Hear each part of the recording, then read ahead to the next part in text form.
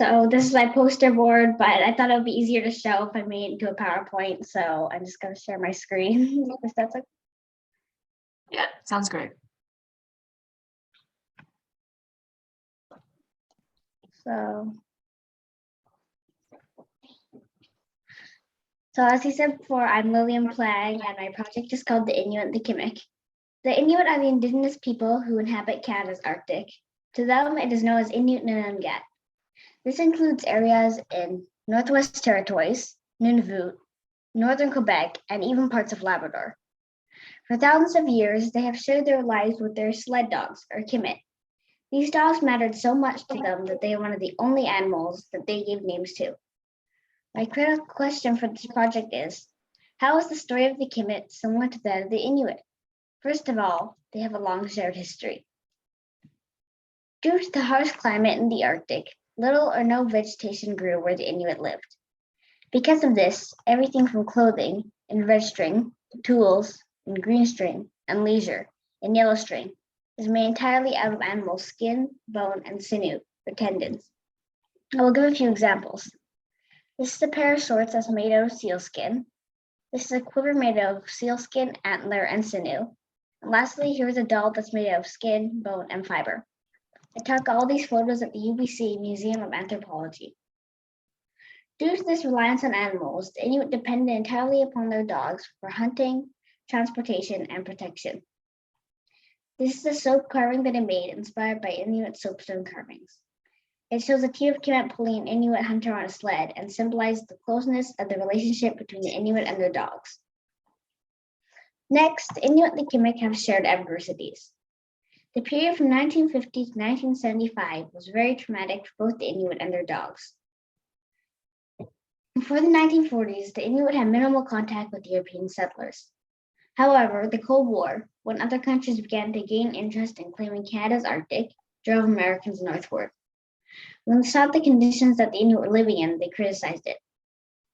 Because of this, many Inuit families are relocated into settlements where they would have access to permanent housing, healthcare, and education. Prior to moving into settlements, many Inuit families are forced to kill or abandon their dog teams, for they no longer had time to take care of them. Still, many Qimmiq moved with their families.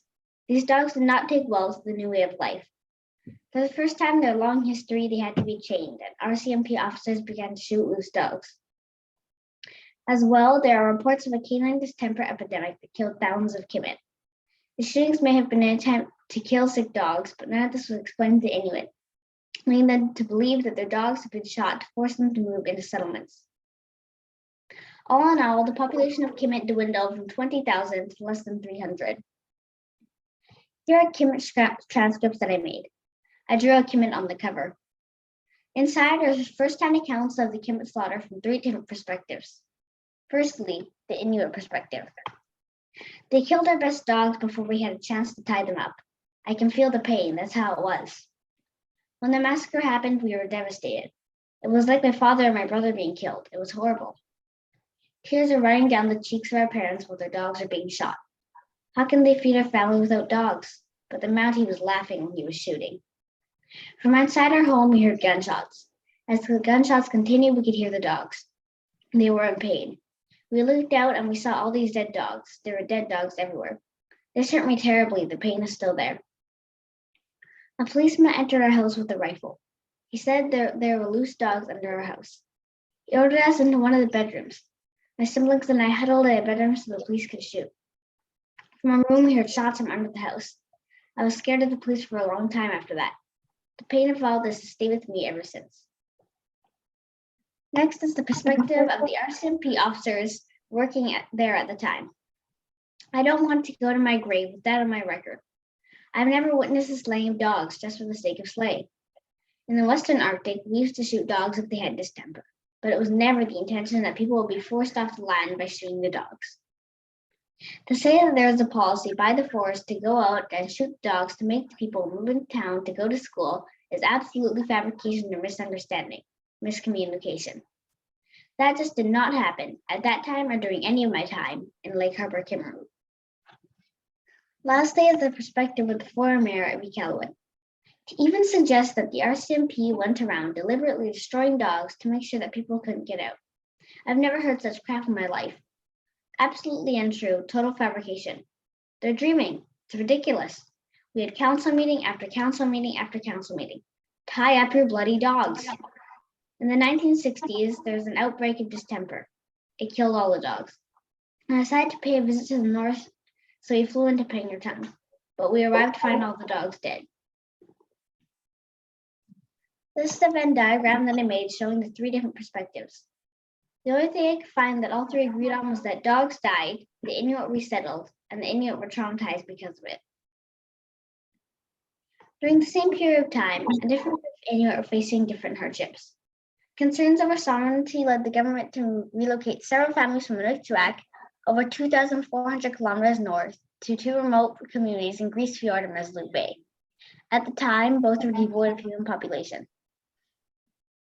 This is a book that I wrote called Alone in the Arctic. It is inspired by the true story of Martha Flaherty, a survivor of the high Arctic relocation. I wrote it and illustrated it with watercolors myself. My main character, Qimmiq, spent the first years of her life living in Nukjuak. Even though it was cold and it snowed in the winter, in the summer it was warm and grass and vegetation grew. She and her family never had much, but they had everything that they needed. One day, RCMP officers came and Qimmiq that she and her family would be moving from Nukjuak to a new land in the north called Grise Fjord. This land would be bountiful in game and animals to hunt, and there would be lots of grass and vegetation.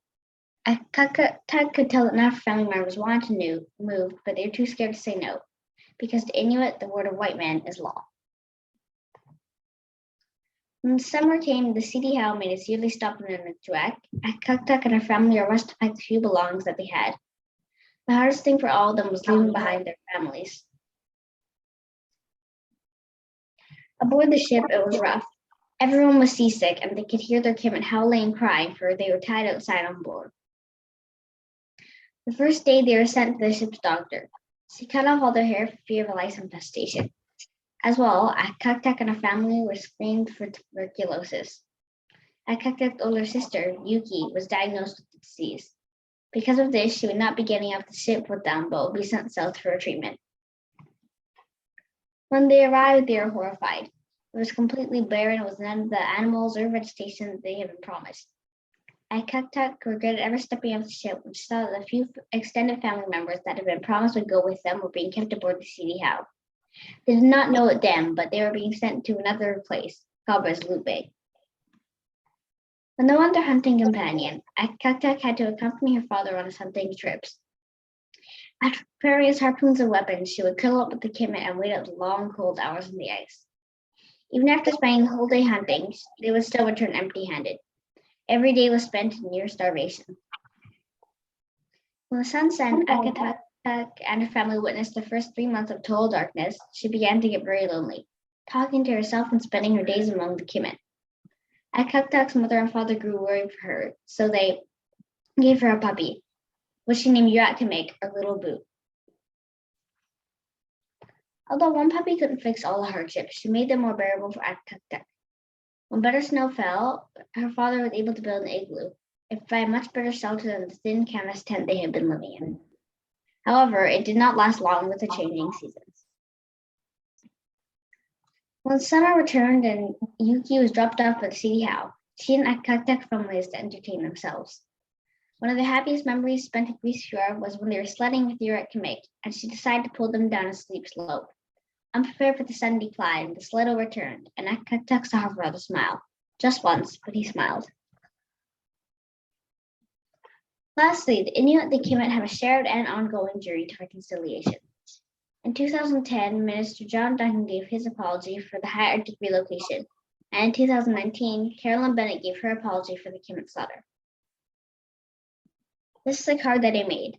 The word on top, Qimmiq, is an Inuit phrase for when past opponents get back together, meet in the middle, and are at peace with each other. I drew owls on the cover because they often appear in Inuit prints, symbolizing guidance and wisdom.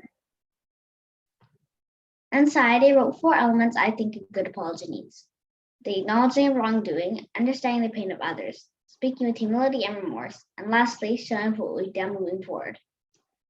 Here are excerpts from both the official apologies. First is John Duncan with his apology for the high Arctic relocation.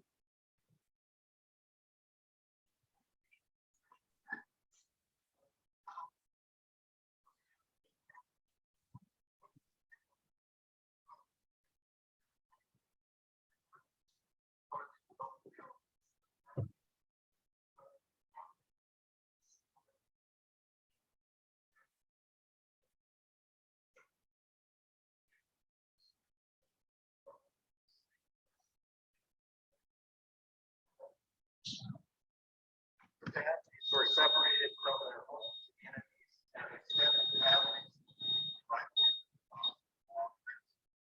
they were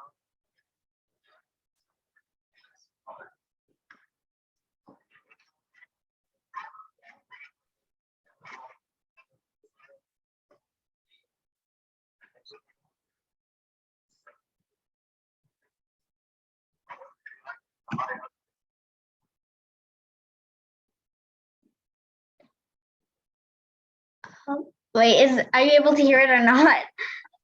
I think you have to share audio for us to hear, but Okay, let's see. I don't know. I think maybe we can skip over this part. Okay, so I have oh, come on. All right, so the current stuff like, so both apologies, sorry, it wouldn't work. I don't know what's happening with the technology, but Yeah. I thought that both speakers did a fairly good job, each of the criteria. However, none of them show what would be done moving forward.